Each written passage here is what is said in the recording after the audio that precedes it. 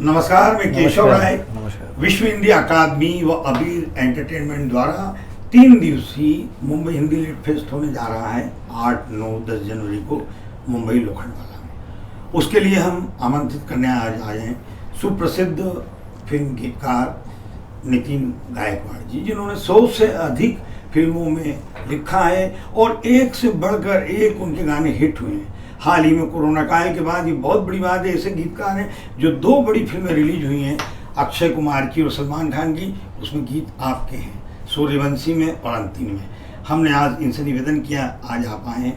दूसरी तरफ गिरीश वानखेड़ी जी फिल्म समीक्षक हैं, डिस्ट्रीब्यूटर हैं और एक नया ऐप आ रहा है, भीम ऐप आ रहा है, बहुत ही अभी से चर्चा उसकी शुरू होगी, उसके आप सीईओ हैं।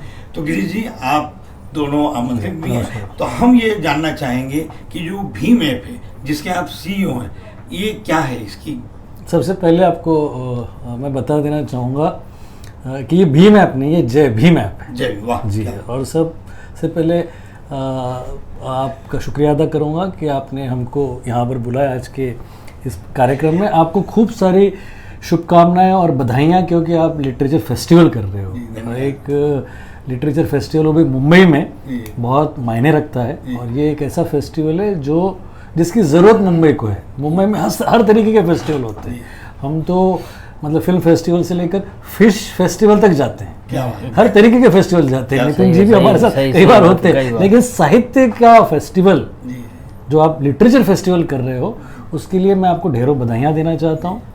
दूसरी बात ये है कि जय भीम ऐप, ये जो ऐप है ये शॉर्ट वीडियो जी, मेरे ये जो भीम क्यों निकल आया, एक फिल्म आ रही है ना अभी, हाँ जय भीम, और बहुत अच्छी बात उस फिल्म की है कि साउथ की जो फिल्में बनती हैं उसमें दलित मुख्य पात्र निभाते हैं। सही बात। हमारी बॉलीवुड की फिल्मों में मुख्य किरदार दलित नहीं बताते, तो वो मेरे दिमाग में चढ़ा। उसका कारण ये है, बता दे, उसके पहले मैं इस बात पे बोलना चाहूँगा, दलित नायक वहाँ इसलिए होते हैं क्योंकि वहाँ पर 3 सूत्रधार है, जो डायरेक्टर्स है, जो दलित प्रतिमा के सबसे बड़े टॉर्च बियरर्स जिसको कहते हैं। एक है पा रंजीत, दूसरे है मारी सलवाराज, और तीसरे है वेत्री मारन।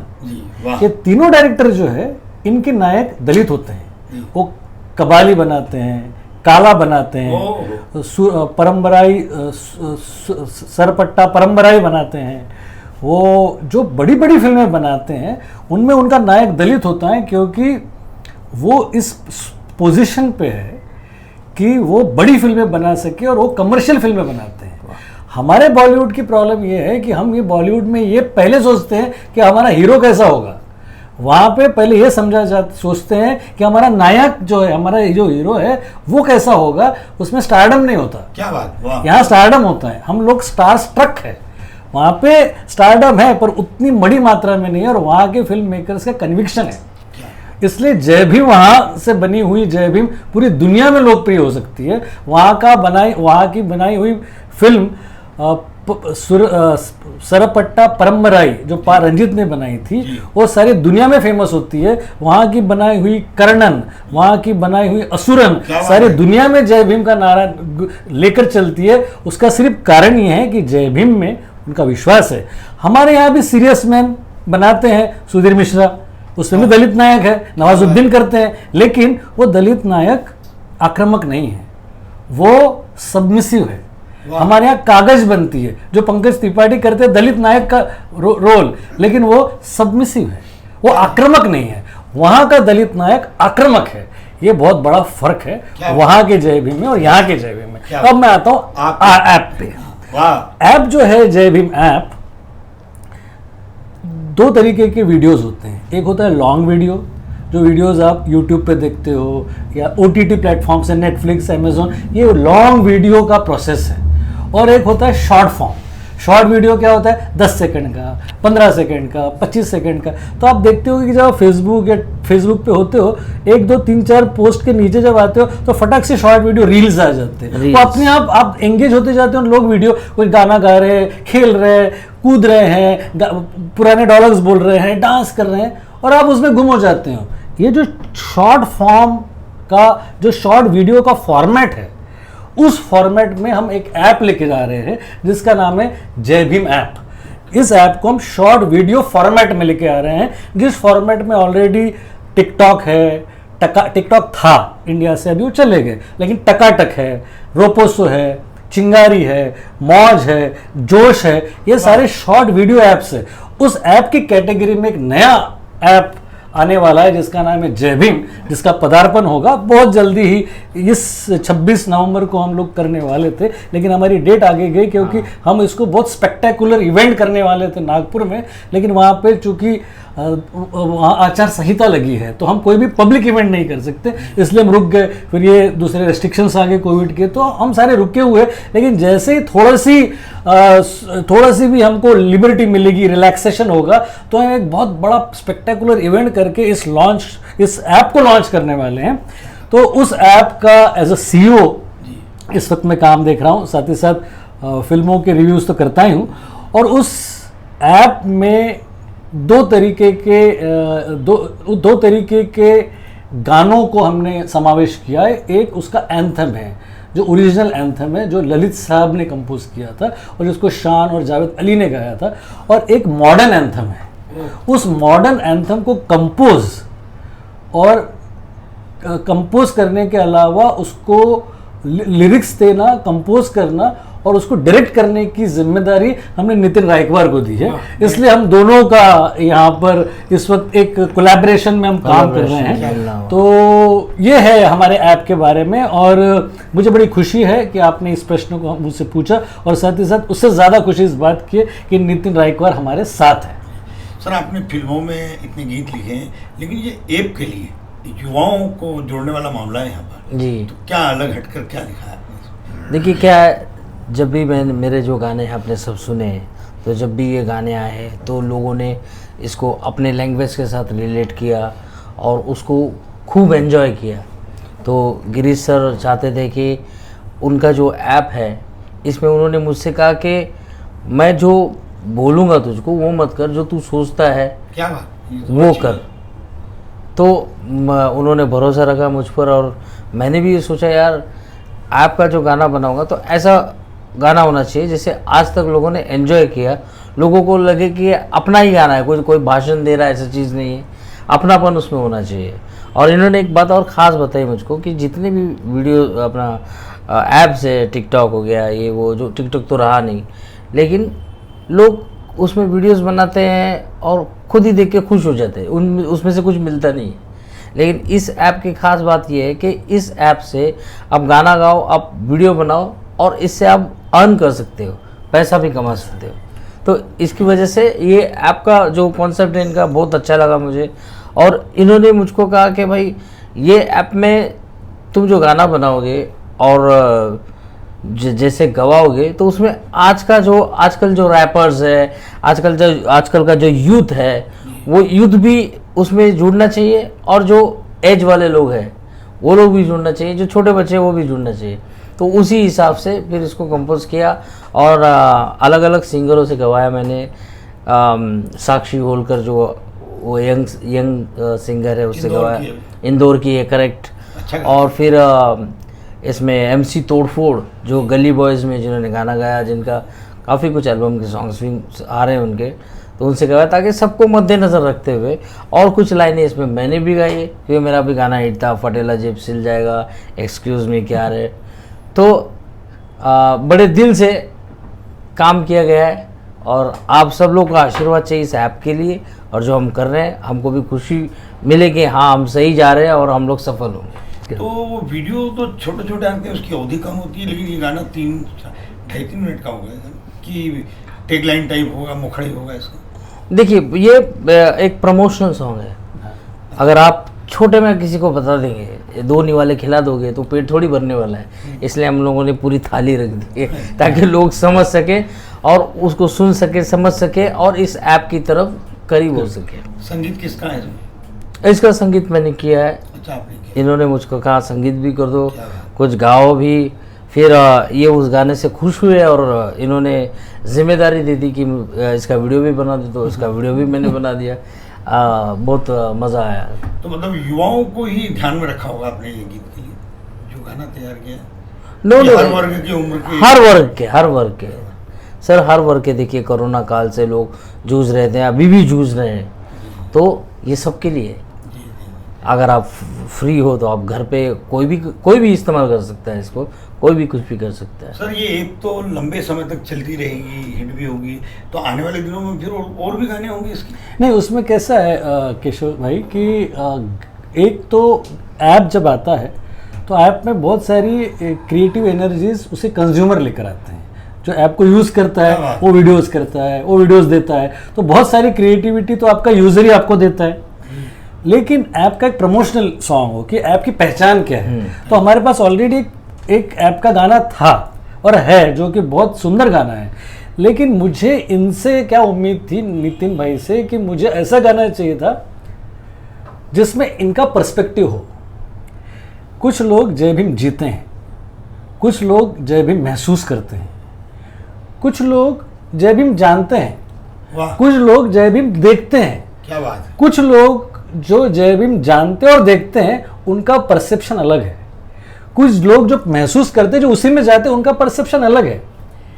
नितिन का perception third point of view है जो मुझे चाहिए था। मुझे वो नहीं चाहिए था परसेप्शन जो करते आए हैं, जो सारे लोग करते हैं। मुझे अलग चाहिए था मुझे, क्योंकि मैं ऐप की बात कर रहा था। तो इसकी भाषा जो है, इसकी भाषा जब 97 में ये बोलता था ए क्या बोलती तू आतिका खंडाला, तो इसकी भाषा तब भी लोगों को समझ में आती थी। और अपन बोला तू मेरी लैला जब ये आज बोलता है, या आइला रे हत्तीचा मायला, ये आज भी लोगों को समझ में आता है। तो हमको सोफिस्टिकेशन नहीं चाहिए था, हमको वो भाषा चाहिए थी जो रेलवे स्टेशनों पे, दुकानों में, सड़कों पे बोली जाती हो। तो उस भाषा का ये, उस बोलचाल वाली भाषा, उस भाषा का ये महारती है। उस भाषा के इसके गाने जितने मैंने देखे तो मैं कायल हूं कि इस भाषा में अगर मुझे कुछ करना है तो मैं इससे कराऊंगा। और जो खूबसूरत भाषाएं जिसे कहते हैं या शुद्ध भाषाएं, उसके लिए भी हमारे पास लोग हैं और वैसा हमारा ऑलरेडी गाना है। लेकिन हम दोनों को केटर कर रहे हैं। करेक्ट, हम मासेस को भी केटर कर रहे हैं और क्लासेस को भी। मासेस वाला जो तड़का होता है, जो मसाला होता है, वो जरूरी नहीं कि क्लासेस को पसंद नहीं आए, उनको भी पसंद आता है और क्लासेस को ये भी अप्रिशिएट करते हैं। इसलिए इन दोनों का संगम है। और ये जब आए हैं ऑन बोर्ड तो मुझे लगता है कि इससे इस ऐप के साथ जुड़ने वाला जो यंग क्राउड है वो ज्यादा तादाद में जुड़ेगा। क्या बात, 100% इज करेक्ट। हमारी शुभकामना है कि आपका ये बहुत हिट हो। निश्चित रूप से आप दोनों हैं तो हिट होना ही है।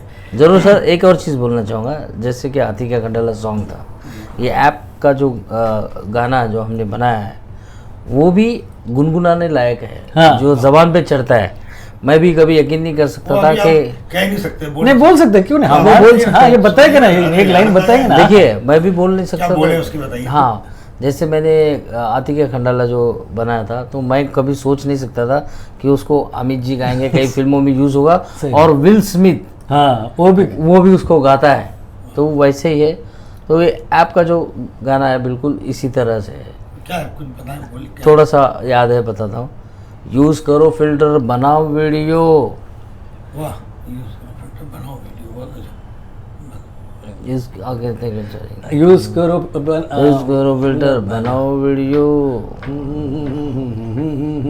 मन चाहे लैंग्वेज में गाने गाओ। ये नया ऐप, नो जनरेशन गैप, यारों के संग मिलके जय बेबरो, सच करे ड्रीम, जय भीम, बड़ा सीधा है सीन, जय भीम, हो जा इसमें रंगीन, जय भीम, तेरा जीते यकीन, जय भीम। बहुत कैची, पकड़ तुरंत, ये बहुत कैची है, बहुत कैची, जुबान पे चढ़ने वाला है। जी। तो बधाई सर, ये हिट होगा आपका। अब थोड़ा सा आपके बारे में बताएं कि जब आप गीत लिखते हैं तो निश्चित रूप जब लिखते होंगे तो जो धुन आप ही की होती होगी और फिर लिखते होंगे। कई बार ऐसा होता है। लेकिन जब संगीतकार के सामने जाते हैं तो वो अपनी धुन दे देता है जी कि नहीं आप इस पर। तो ऐसा कितने बार हुआ? क्योंकि आपके एक से हिट गाने, उसके बाद तो आपकी सारी फिल्में बड़े बड़े स्टार्स भी हैं, तो वहाँ वो भी अपनी बातें रखते होंगे। तो एक तरफ से कई तरफ से चुनौतियाँ कि इसकी बात मानो, इसकी बात मानो, फाइनली क्या होता होगा? देखिए, फाइनल यही होता है कि ये जो मूवी है उसकी भलाई के लिए सब लोग काम कर रहे होते हैं। तो सबका कंट्रीब्यूशन होता है। तो जो फिल्म के लिए अच्छा होगा, अगर मैंने कुछ गाना बनाया और उनको लगा नहीं यार इसमें ऐसा अच्छा हो सकता है, तो इनका भी इनपुट मिलता है। कोई बोलता है कि नहीं यार थोड़ा फास्ट होना चाहिए, तो उनका भी इनपुट मिलता है। तो फाइनली जो अच्छा होता है तब जाकर वो उभर कर चीज़ आती है। जैसे कोई घर बनता है तो उसमें सबकी मेहनत होती है। कई गानों में आपकी धुन होगी लेकिन संगीतकार ने वो धुन नहीं रखी होगी। जैसे मुस्तफ़ा था, मुस्तफ़ा जो गाना था वो रहमान साहब की धुन थी और वो तमिल में हिट हुई हाँ, थी। तो इन्होंने फिर उस पर लिखा, मैंने उस पर लिखा कि ऑलरेडी वो धुन बनी हुई थी। तो संगीतकार तो धुन रखते हाँ, हैं अपनी, या धुन दे देते हैं कि इस धुन पर लिखो। ऐसा कितने बार होता है कि आपकी बनाई हुई धुन पर गाना आपने तैयार किया है और फिर वो कहते हैं कि नहीं ये धुन नहीं, इसकी ये धुन होगी। हाँ, तो होता है ना, जैसे आतिक्य खंडाला है जो ऑलरेडी वो धुन थी, ठीक है, तो उसमें थोड़े 4 चांद लगा दिए, किसी 40 चांद लगा दिए। तो ऐसा होता है, सब कंट्रीब्यूशन है एक्चुअली। ऐसा खुद नहीं बोल सकते कि ये, उसमें हर किसी की मेहनत होती है। गिटारिस्ट की होती है, रिदम वाले की होती है, रिकॉर्डिस्ट की होती है, हर किसी की मेहनत होती है। उसको आमिर खान ने भी बड़े खूबसूरती से गाया है, अलका जी ने गाया है, तो सब मिलकर होता है। लेकिन आतिक्य खंडाला है, मुझे लगता है ये तो एक अलग ही था। ये कैसे बना गाना सर? आमिर के दिमाग में आई कि डायरेक्टर के दिमाग में आई कि आप स्वयं ये आइडिया लेकर गए उनके पास? मैं बैंड्रा में रहता था पहले, तो बैंड्रा में मेरे दिमाग में गाना आ गया और मैंने पूरा गाना बना दिया वहाँ पे। अच्छा। तो आमिर खान साहब से मैं किसी और सिलसिले में मिलने गया था। नीरज ओरा मेरे अच्छे फ्रेंड थे जो आजकल नहीं है, आजकल है नहीं बेचारे। तो उन्होंने मुझको आमिर से मिलने के लिए भेजा था किसी और काम के सिलसिले, कुछ शायरी कुछ करनी थी फिल्म के लिए। तो वहाँ मैंने उनको सुना दिया था, तो उनको अच्छा लगा। विक्रम भट्ट साहब थे, उनको भी अच्छा लगा। तो उन्होंने डिसाइड किया कि इस फिल्म में गाना होना चाहिए, जबकि उस फिल्म में कोई सिचुएशन नहीं थी। तो उन्होंने सिचुएशन ऐसे डाली कि वो फादर जो है वो अपनी डॉटर को डांटता है और फिर वो नाराज़ हो जाती है, और फिर आमिर खान उसको मनाने के लिए गाना गाता है। मतलब देखा कितना अच्छा है कि जो गाना हो उसके लिए सिचुएशन निकाली गई। तो पहले तो निकली हुई होती है, लिखवा दें। सही बात। गिरीश जी आप?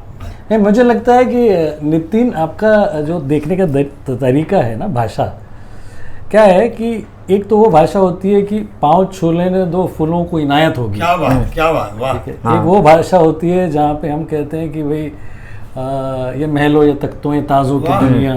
तो हम साहिर साहब की बात करते हैं, शकील साहब की बात करते हैं, लेकिन उस ज़माने में जो सबसे आसान जो शब्दों के साथ जिन्होंने काम करना शुरू किया था वो आनंद बख्शी साहब थे। सही बात। उन्होंने भाषा को बड़ा कॉमन आदमी का बना दिया। उन्होंने बिल्कुल रेस्ट्रिक्शंस नहीं रखे, जो कि लिटरेचर की भाषाएं थी। हाँ। आनंद बख्शी साहब ने जब लिखा कि दोस्त, जितने भी गाने उनके प्यार दीवाना होता है, मस्ताना होता है वगैरह वगैरह, तो जो गाने आनंद बख्शी साहब के लक्ष्मणकांत प्यारेलाल के साथ थे वो बड़े ही रोज़मर्रा की बातों में ढले जाने वाले गाने थे। उसके बाद समीर साहब ने उसको और एक मुकाम दिया। समीर साहब ने बिल्कुल जिए तो जिए कैसे बिन आपके वगैरह वगैरह बहुत आसान तरीके से किया। लेकिन इन सारे आने के बाद फिर आपका जब आना हुआ, आपका आगमन हुआ, तो आपने बम्बईया भाषा को पकड़ा। सही बात है। अब क्या होता था कि पुराने ज़माने में भी लोग ये कहते थे कि यार गाने तो पुराने अच्छे होते हैं। अब पुराने ज़माने के लोग कहते थे कि गाने तो पुराने अच्छे होते हैं, मतलब हमेशा लोगों को पुराने गाने ही पसंद आए हैं, उनको अपने वक्त गाने अच्छे नहीं लगे। मैं मानता हूँ कि इस वक्त के गाने ज़्यादा बेहतर है। पुराने भी तो अच्छे थे, उसका तो रिस्पेक्ट है, लेकिन हमेशा गानों में हम इवॉल्व होते गए हैं। आपने क्या किया, एक भाषा पकड़ ली। उस भाषा के साथ जब आप क्या बोलती तू, उसके अलावा अपन बोला तू मेरी लैला जो शाहरुख खान है, या कमबख्त इश्क जो खल्लास है, तो ये जो आपने पकड़ ली एक लैंग्वेज, और लैंग्वेज एक्सक्यूज मी क्या रे, तो ये जो लैंग्वेज पकड़ ली आपने, वो उससे आपकी फैन फॉलोइंग भी बड़ी स्ट्रांग रही और आप अलग दिखाई दिए। तो मुझे लगता है अलग दिखाई देने के लिए ज़रूरी है कि आपको लोगों के साथ कनेक्शन हो, आपका कनेक्ट हो। आप बिल्कुल सही बात बोल रहे हैं। एक तो मैंने 7वीं क्लास में स्कूल छोड़ दिया। हाँ। और मेरा किताबों से कोई राब्ता नहीं रहा। सही बात। इसलिए तो सबसे बड़ी बात ये कि मैं जिंदगी को पढ़ता रहा। जिंदगी, क्या बात, क्या बात, यही जिंदगी इसी ने बनाया। तो जो मैंने लोगों से पढ़ के सीखा है, वही चीज़ों से मैं बाहर आया और वो साहिर और वो साहब एक हाँ। नई शैली बन गई। क्या बात। वो जिंदगी साहिर साहब ये कहते हैं कि गमे हयात है कहाँ से लाए खुशी के गीत। क्या बात। गमे हयात है कहाँ से कहाँ से लाए लाए खुशी खुशी के के गीत, जिंदगी को वही देंगे जो जिंदगी से पाएंगे हम। वाह क्या बात तो है। जो मिलेगा वही देंगे आप। तो सही, आपने सही। सड़कों पे रहे, आपने किताबें नहीं पढ़ी, लेकिन आप स्ट्रीट स्मार्ट रहे, आपने जिंदगी से सीखा, किताबों से नहीं सीखा। हमने किताबों से सीखा। हम लोगों को किताबों के सीखने का गर्व है रोजमर्रा की जिंदगी से, लेकिन जो सीखने के लिए बात होती है वो किताबों से हम ग्रेजुएशन कर लेंगे, पोस्ट ग्रेजुएशन कर लेंगे, पीएचडी कर लेंगे, लेकिन जिंदगी की पीएचडी कहाँ से लाएंगे? जिंदगी की पीएचडी के लिए जरूरी है कि जिंदगी के उन लोगों के बीच में रहें, उनकी चीज़ों को महसूस करें। तो आपने बहुत बार कॉमन लोगों की बातों को समझा है, और उसके कारण आपकी भाषा, जब मैं मस्त के गाने देखता हूँ या हर तीचा मायला भी अगर मैं देखता हूँ, तो मुझे लगता है कि आप मेरे समक्ष बात कर रहे हो, मुझसे बात कर रहे हो। सही बात है। अगर आप पब्लिक को कुछ दे रहे हो तो पब्लिक को ऐसा लगना चाहिए यार ये तो मेरा ही है। हाँ सही बात। यही बात होती है ना कि आपसे आपके गानों में वो ताकत है कि सबसे पहले तो कैची होते हैं, तो ट्यून लोगों पे चढ़ जाती है। हाँ। दूसरी बात, उसकी भाषा जो होती है वो कॉमन आदमी के गुनगुनाने लायक होती है। आपकी भाषा जैसी है, अब बादशाह जितना बड़ा जो सिंगर है, देखा जाए तो उसकी भाषा भी आपसे भाषा से मिलती जुलती है, क्योंकि वो भी जो रैप करता है उसमें भी बम्बईया लैंग्वेज होती है। वैसे भी बम्बई की भाषा का ना बहुत बड़ा आकर्षण रहा है पूरी दुनिया में।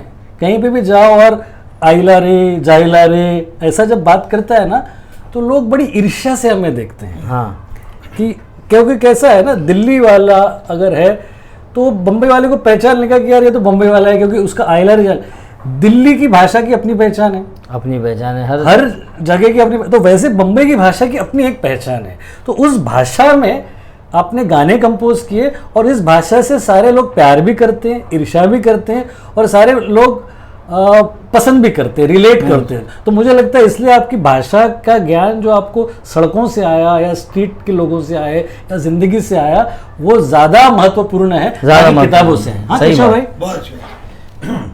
आपके गाने सिटिंग में, एक सिटिंग में गाना हुआ या 4-4, 5-5, 10-10 सिटिंग हो गई एक गाने को तैयार करने, ऐसा कोई उदाहरण?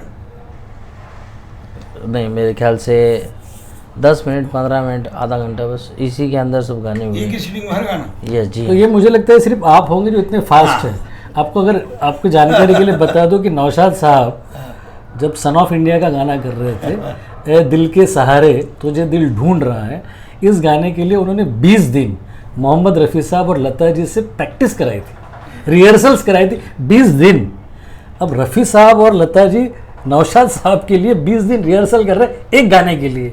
मतलब उन्होंने उस गाने पे कितना काम किया होगा। सन ऑफ इंडिया का गाना था। तो कहने का मतलब है कि दुनिया, केशव भाई, बड़ी चेंज हो गई है। चेंज हो गई। राजीव राय जी और विजू शाह, हाँ दोनों ने अपनी म्यूजिक सेट कर लिया था, पूरा हाँ। ट्यून सब सेट कर ली थी, और आनंद बख्शी साहब के साथ सुना दिया। आनंद बख्शी साहब को सुनाया उन्होंने, तो चीज बड़ी मस्त मस्त ट्यून, मोहरा के वक्त ट्यून लिखा उन्होंने। तो हुआ 2-4 घंटे की मीटिंग सिटिंग हुई, बाद में उन्होंने कहा ठीक है हो गया। अब ये दोनों बहुत सम्मान करते हैं, नहीं बोले, आकर नीचे खड़े हो गए चढ़ाव के नीचे। तो वो वॉक करने जा रहे थे सिगरेट पे, तो उन्होंने कहा यार क्या हो रहा है, कुछ लफड़ा है? तो बोले हाँ सर कमी लग रही है। तो उन्होंने ठीक कल फिर आओ। तो फिर दूसरे दिन गए, फिर उन्होंने बताया क्या क्या। तो उन्होंने कहा जो तू चीज़ बड़ी मस्त मस्त एकदम, पहले बहुत फुटपाथी टाइप वाली बात उन्होंने लिखी थी आनंद बख्शी साहब, तो थोड़ा उसको जरा लेवल बढ़ा के रखना था। फिर दूसरी सीटिंग हुई, तीसरी चौथी सीटिंग में वो तू चीज़ बड़ी मस्त मस्त गाना मैंने हुआ था। तो इस तरह की कुछ आपके साथ भी कभी ऐसे हुआ? हाँ। क्योंकि आपके गाने भी सारे गाने, और आपके तो फिर एक्टर कब सुनता है सर गाना? नहीं जब कंप्लीट हो जाता है। वही तो चीज़ बोल रहा हूँ कि मेरे पास क्या है, ज़्यादातर गाने रेडीमेड होते हैं, जो ऑलरेडी तैयार होते हैं। मैं उनको वो सुना देता आप हूँ। पहले से तैयार नहीं रहते? पहले से तैयार होता है। जैसे एक एग्जांपल देता हूँ कि हम फ्रेंड्स जो थे, एक होटल में, बाबा इंटरनेशनल बांद्रा में होटल था, तो हम लोग फ्रेंड्स जैमिंग कर रहे थे, पार्टी कर रहे थे। तो मेरे जो फ्रेंड है जो एक्टर फिल्मों में काम करते, जावेद हैदर, वो सो रहे थे। तो तो मैं भी मस्ती में था, मैंने बोला जावेद भाई सोरे ले, अच्छे खासे सोरे ले। अब वही गाना जो है वो फिल्म में आया जानी दुश्मन में, राजकुमार कोहली साहब, तो वो गाना भी हिट हो गया। कौन सा गाना था वो? जावेद वही भाई सो सोरे रहे, ले, वही सेम सॉन्ग। तो कई बार ऐसा होता है। अभी जैसे और एक जॉनी लीवर का गाना था आपका, कौन सा था? नहीं वो गाना मेरा नहीं था, वो दूसरा था। हाँ वो दूसरा था, असलम भाई हाँ, का असलम था, भाई। वो अपने दोस्त ने लिखा था। अच्छा। अब्बास टायर वाला। अब्बास टायर वाला। अच्छा, ओके। तो गाने ऐसे बन जाते हैं बैठे बैठे। अभी सूर्यवंशी का गाना कैसे, क्या इसकी घटना? सूर्यवंशी फिल्म का, मामला है, अंतिम दोनों हाँ का। सूर्यवंशी गाने की घटना ये है कि अक्षय कुमार साहब ने खुद मुझे बुलाया था कि भाई नितिन से गाना लिखवाओ। क्या बात है? धुन प्रीतम साहब की रेडी थी, ओह। मैं सेट पे गया, मैंने सेट पे जाके गाना सुना दिया उनको, सिटिंग भी करी प्रीतम के साथ। वो गाना बन गया, बहुत अच्छा बना। और एक बार में कैसा है गाना, बताओ तो मुझे, कमाल बताओ है। तो, 2 लाइनें तो बोलो एक उसकी। एक मीटिंग में गाने फाइनल होते हैं आपके। अच्छा वो तो ऑलरेडी चल ही रहा है। हाँ। रंग चढ़ा है रंग चढ़ेगा, बैंड बजा है बैंड बजेगा, ये गाना था। आइला रे आइला हाथी जमाइला, सुपर हिट है इस वक्त। एक एक मीटिंग में गाने बनते हैं आपके तो। और अंतिम का अंतिम सलमान का, भाई। हाँ अंतिम का गाना भी महेश जी ने, सलमान जी ने बुलाया था मुझको, और कहाँ क्या ऐसी सिचुएशन है, तो वहाँ पे फिर सोचा गया कि भाई क्या क्या कर सकते हैं। तो उस हिसाब से जो मेरे दिमाग में है मैंने लिख दिया। डोंगर पे डोंगर सोने का, धिंगाना आज करने का, स्पीकर को फाड़ेंगे पटाखे फोड़ेंगे, विस्की में ना आएंगे, भाई का बर्थडे है भाई का बर्थडे है। क्योंकि कुछ बहुत सारी चीज़ें होती है जो, जैसे मैं अभी एक चीज़ मैंने बनाई, ठंडा पीएंगी क्या, हाँ। गरम पीएंगी क्या, पाँव में मस्का लगा के भाजी खाएंगी क्या, सुबह से शाम तक रोटी है तू, रात होने वाली है मान जाएंगी क्या, ठंडा पीएंगी क्या। तो सिंपल सिंपल चीज़ है। क्या बात है। मतलब फिल्म स्टारों के तो आप जबरदस्त फैन है, मतलब उनकी पहली चॉइस नितिन गायकवाड़ रहे। जी जी जी। आज के जो नए युवा गीतकार आ रहे हैं, उनकी भाषा और सिचुएशन, जैसे कि आप तो स्कूली शिक्षा को, सही बात है, वहाँ से कुछ नहीं मिला, जिंदगी से मिला है आपको। तो जो नए गीतकार हैं जी क्या वो स्कूली शिक्षा पर उनका लेखन चल रहा है कि जिंदगी के अनुभव के आधार पर कुछ? देखिए, जो गाना लिखना होता है, फिल्मों में काम करना होता है, ये एक आदमी की हॉबी होती है, ठीक है। लेकिन इस चक्कर में किसी को अपनी पढ़ाई नहीं छोड़नी चाहिए। आज हमने पढ़ाई नहीं की थी, लेकिन आज दुख होता है कि यार हम खास पढ़ लिखने के बाद यहाँ होते हैं। तो हर किसी की किस्मत बड़ी नहीं होती कि उसको कामयाबी मिले। बेचारा कोई आके फंस जाएगा, उसको इधर का रहा ना उधर का रहा। इसलिए इंसान को अपनी शिक्षा पूरी करनी चाहिए और सारी जिम्मेदारियां जो है उसको निभानी चाहिए। उसके बाद उसको इस लाइन में, इस डिपार्टमेंट में, इंडस्ट्री में कोशिश करनी चाहिए। आप क्या मानते हैं, ये जो प्रतिभा है, लेखन प्रतिभा, ये जन्मजात होती है, जी। सीखी या सिखाई नहीं जाती है? जैसे एडिटिंग, डायरेक्शन, एक्टिंग सब इंस्टीट्यूट होते हैं, गीतकारों के इंस्टीट्यूट नहीं होते हैं कोई, तो ये जन्मजात होता है। सही बात है सर। जो मछली होती है उसको तैरना सीखना, उसको कौन सिखाएगा उसको, है ना। इसलिए कुछ लोग ऐसे होते हैं जो मेंढक होते हैं, मछली नहीं होते। वो लोग आ जाते हैं, इसलिए अच्छा है।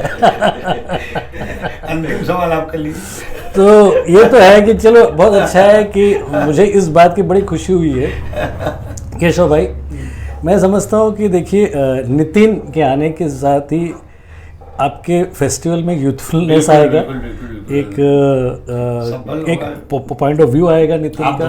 मैं आने के बाद मैं थोड़ा सा उसमें अपनी समीक्षा, एकेडमिक्स ले आऊँगा, और साथ ही साथ इस बात की सबसे बड़ी खासियत ये है कि कुछ लोग ना टाइमलेस होते हैं, वो वक्त के साथ इवॉल्व होते जाते हैं और भी तरक्की करते जाते हैं। नितिन उन लोगों में से है। नितिन ने गाने शुरू किए, हिट होते रहे और भी हिट होते रहे, और ये टाइमलेस है। ये आगे 15 साल के बाद भी क्या बोलती तू आती है खंडाला, लोग तब भी जानेंगे और आज भी जानेंगे। तो कुछ गाने टाइमलेस होते हैं, और मैं समझता हूँ कि गानों का अपने दिल को अच्छा रखना प्रमुखता है, ना कि वो कैसा है, वो जो लेखक है वो कौन है। हमारे लिए वो सेकेंडरी होता है। वो हमारे दिल को छुआ या उसने हमारे दिल में जगह बना ली कि नहीं, वो हमारे लिए प्रश्न होता है, और उसके उत्तर इन्होंने बहुत अच्छे दिए है। तो दोस्ती तो हमारी है, कई सालों से हम काम कर रहे हैं। दूसरी बात, मेरे ऐप में मुझे एक ऐसा पॉइंट ऑफ व्यू चाहिए था जो विदाउट किसी रिजर्वेशन का सोच है। जैसे इनकी सोच है कि जहाँ पर कोई प्रतिबंधता ना हो, जहाँ पे स्वतंत्रता हो। तो जब मैंने इनको गाना दिया तो मैंने इनको ये बताया कि गाने जो है ये इस तरीके के बनाए जाते हैं, आप ऐसा मत बनाना। हाँ, तो क्या नहीं करना ये मैंने इनको बताया। हाँ, ये सही बात है। मैंने उनको ये नहीं बताया क्या करना, क्योंकि क्या करना वो जानते हैं। मैं ये बताया कि ये मत करना जो दुनिया कह रही है। तो मुझे ऐसा लिरिसिस्ट चाहिए था जो पॉइंट ऑफ व्यू के मामले में स्वतंत्र हो। क्या बात, मेरे पॉइंट ऑफ व्यू पे ना करें, किसी के भी पॉइंट ऑफ व्यू पे ना करें। उसको जो लगता है, उसने जो महसूस किया है, उसका वो उसी को अपने गायक अपने लेखन के माध्यम से उसको वो अनुभूति दें। तो ये मेरी कोशिश थी, और नितिन भाई ने बहुत अच्छा काम किया है। और हम दोनों बहुत खुशकिस्मत है कि आपके लिटरेचर फेस्टिवल में दोनों बन रहे हैं, भाग हैं, और आपके आने वाले हैं। हम लोग आपको ढेर सारी शुभकामनाएं आपके लिटरेचर फेस्टिवल के लिए। आप सदैव हिंदी के लिए बहुत अच्छा काम कर रहे हो केशव भाई। मैं आपकी सराहना करता हूं कि आपने इतना अच्छा काम किया है, और इस बहाने मुझे और नितिन को फिर से आपने साथ में लाया, उसके लिए मैं आपका बहुत बहुत धन्यवाद देता हूँ। 8, 9, 10 जनवरी को तो हम मिल ही रहे हैं, आपको सुनेंगे भी, और बहुत जल्दी आपके जय भीम की सफलता की पार्टी में भी हम आएंगे। क्या बात है। जरूर जय भीम, आपको अभिनंदन करता हूँ। और आप लोगों के मनोरंजन के लिए एक डायलॉग बोलता हूँ, बोलिए। कि पिज़्ज़ा और बर्गर आते जाते रहेंगे, अपन वड़ा पाव है इधर ही मिलेगा। जय भीम, जय भीम, जय भीम, जय भीम, जय भीम।